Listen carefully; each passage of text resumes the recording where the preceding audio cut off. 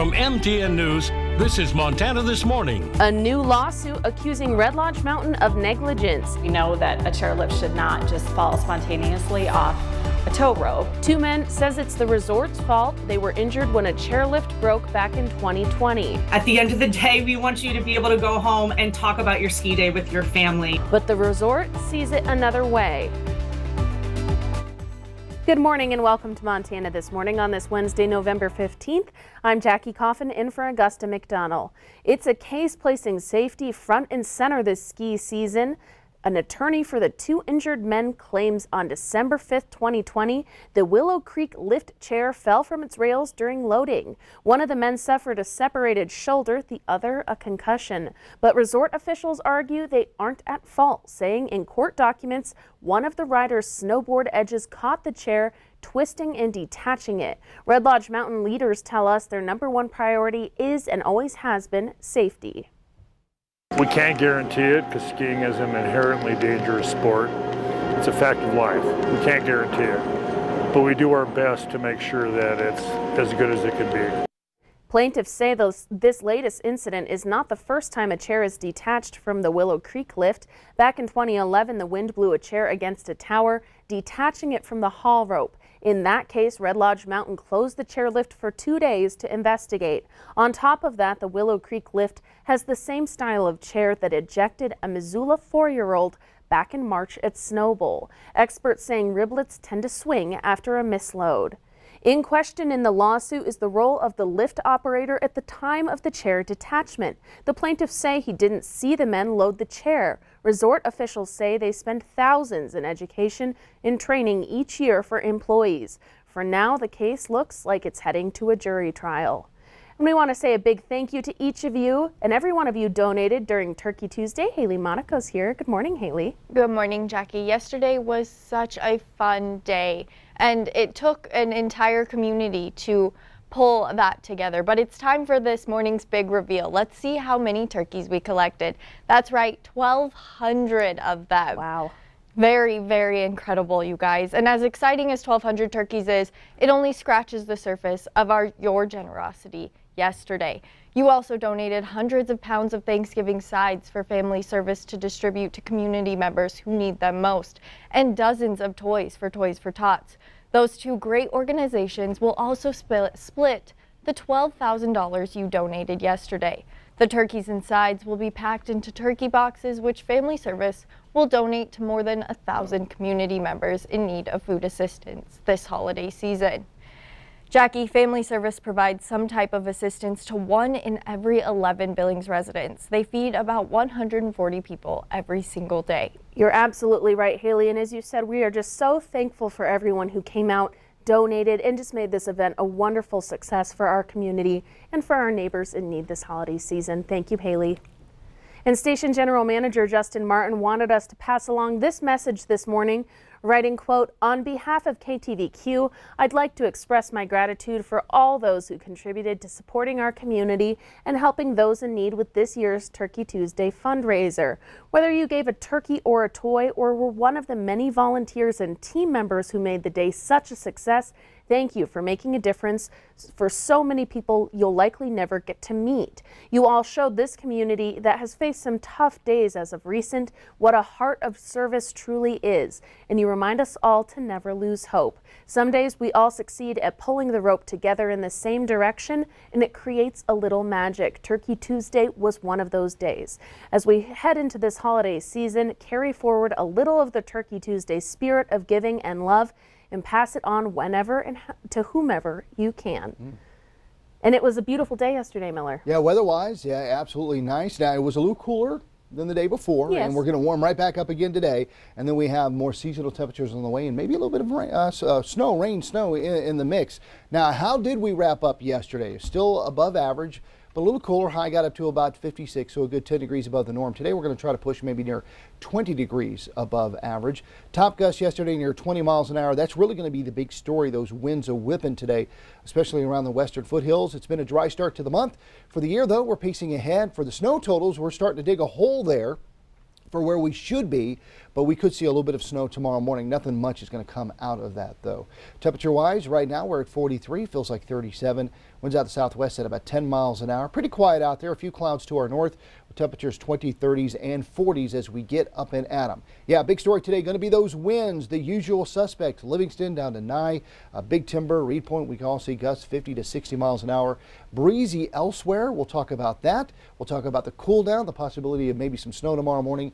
And then what's going on Thanksgiving week. Maybe some changes in that forecast. It's just crazy. We'll talk about that coming up. Thanks so much, Miller. Nice to see you this morning. Good to see you too, Jen. We'll check back in with you soon. I'll be here. And in court news today, a Billings 18-year-old makes his first court appearance pleading not guilty for his role in a weekend shooting in Lockwood. Ashton Glenn is facing attempted murder charges for shooting 25-year-old Brasser McCabe Saturday night. Police say McCabe confronted Glenn and 19-year-old Devin Isaacson as they were attempting to break into his car. Glenn's bond was set at over $1 million, with prosecutors laying out a history of violent crime, including felony convictions for assault and assault with a weapon. McCabe was hit with 3 bullets and continues fighting for his life in a Billings hospital.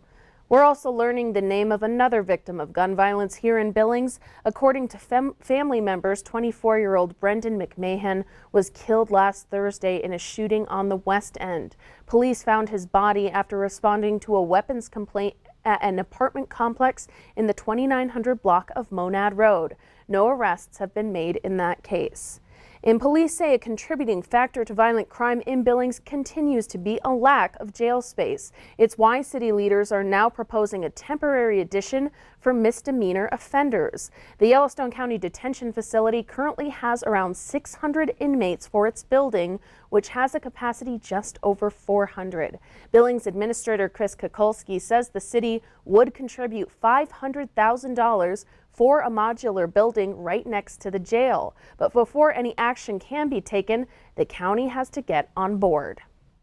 Get them in front of a judge and get that process rolling to try to help both overcrowding in the jail as well as to get some accountability fairly quickly. Most of the calls that I've gotten have been pro public safety, and if we have to build onto the jail, that's what they want to do.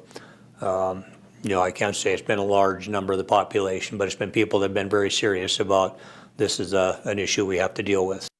Yellowstone County commissioners will have more to say about the proposal after they talk about it at their meeting tomorrow.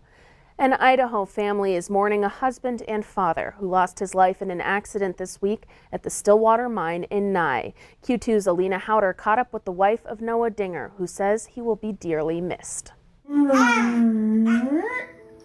I just keep saying it doesn't feel real. Like this can't be it, So I'm not really sure what to say. He loved everybody though. From neighbors to high school sweethearts to husband and wife. Happy birthday to you. I have no tears left to cry at this point. But they do come. 23-year-old Kaylee Dinger describes Noah as the love of her life. I think that's really what drew me to him, is because he was just like this light in the world, and it was like it's just what it was. The Post Falls, Idaho couple had only been married for a year when Kaylee received the news of Noah's death Monday at the Siboney Stillwater Mine. The 24-year-old was bolting up wire panels to prevent rocks from falling when he was hit by rotating machinery. Right now, my eyes just hurt, and I didn't cry with Noah very much. He was just like, he was my comfort person, and now I don't have that. Noah was a loving father, leaving behind 2 sons, 3-year-old Rylan and 1-year-old Maddox. And they look so much like their daddy, and our boys looked up to him more than anything in the world. And he was so good. I've never seen such a good daddy. And our boys are just like him. Kaylee says her husband always knew he wanted to be a miner. His grandfather and father were ones as well, and his father was actually working next to him when he died. Like, he enjoyed work, and that's like really hard to find, and it was like a passion of his. He loved mining, and so that really sucks that happened. Despite his death, Kaylee knows Noah is still that positive ray of light, a guardian angel for her and her sons. He would just want everyone to try and be happy the best that I can, make the best out of a bad situation. It's kind of what he always did. In Billings, Alina Howder, MTN News. Well, thank you, Alina. That story is really heartbreaking. And so now the new this morning, President Joe Biden meets with Chinese President Xi Jinping today in San Francisco at an economic summit. The president says he hopes the two leaders can get back to a normal course of corresponding, especially during times of crisis. Taiwan, fentanyl, and technology are other issues expected to come up.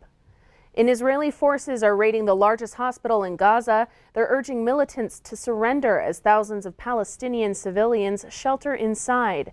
Military officials believe Hamas is operating a command center under the site. They accuse militants of using the hospital and the tunnels beneath it to hide and hold hostages. Some families of those held hostage by Hamas are expected to meet with the State's Department Hostage Affairs team today. Yesterday, President Biden expressed optimism about a potential deal to free at least some of them. And Congress is one step closer to avoiding a government shutdown this weekend. The House passed a two-pronged plan with support from both Republicans and Democrats. The plan extends funding at current levels for some programs through January 19th and others through February 2nd. It did not include big spending cuts or more aid to Ukraine and Israel, but it got enough backing from House Democrats who announced their full support moments before the vote. The Senate is expected to approve the bill later this week. And now we go to Laurel, where 100 union workers are back at work building Northwestern Energy's controversial natural gas plant east of town. But as Q2's Phil Van Pelt tells us, a temporary layoff is lasting longer for some than others. Here at the Laurel generating plant, well over 100 people now face uncertain futures after Monday's layoffs by Northwestern Energy. Just months after the Laurel generating plant was shut down for environmental concerns, causing temporary layoffs, the layoffs have hit again. David Morris is a union electrician and said he and his co-workers were told to leave work Monday afternoon without warning. This happened yesterday. We found out about 2:30, and we're off site probably by 3:30, 4 o'clock. They came out in the field and said, get your tools, head to the front gate, we are done. He says there's still a lot of construction on the plant left to happen, estimating it's between 70 and 80% completed. Fortunately, those layoffs, at least for most, were short-lived yet again. It was a smooth transition. The project progress continues. This is a change in the EPC contractor, but it doesn't modify Northwestern Energy's commitment to hire union workers for the project. Jody Black, a spokesperson for Northwestern Energy, says more than 100 of those workers returned to work Tuesday, as a new company, Fagan Incorporated, took over as the new engineering, procurement, and construction company. As for electricians like Morris, though, whether he's back working in Laurel has yet to be determined. Their plan is to hire union again, so they put calls in the hall. If they put the jobs out there, we'll go take them and end up back out there. But as of right now, it remains to be seen. In Laurel, Phil Van Pelt, MTN News. Well, thank you, Phil. In Helena, lawmakers are diving into some of the ongoing challenges facing Montana's child care system. The Economic Affairs Interim Committee is working on several studies to figure out how best to expand daycare options and help with the costs. The Montana Department of Labor and Industry estimates licensed child care capacity only meets 43% of demand statewide. In many rural counties, it's below 30%. The turnover rate for child care workers is also extremely high in Montana, experts say, due to low wages. For us to tackle this problem holistically, we have to think about how we keep people in this industry. If you don't have workers, if you don't have providers, we aren't going to be able to actually tackle this problem. 40% of Montana businesses reported a lack of child care made it hard to recruit and retain workers.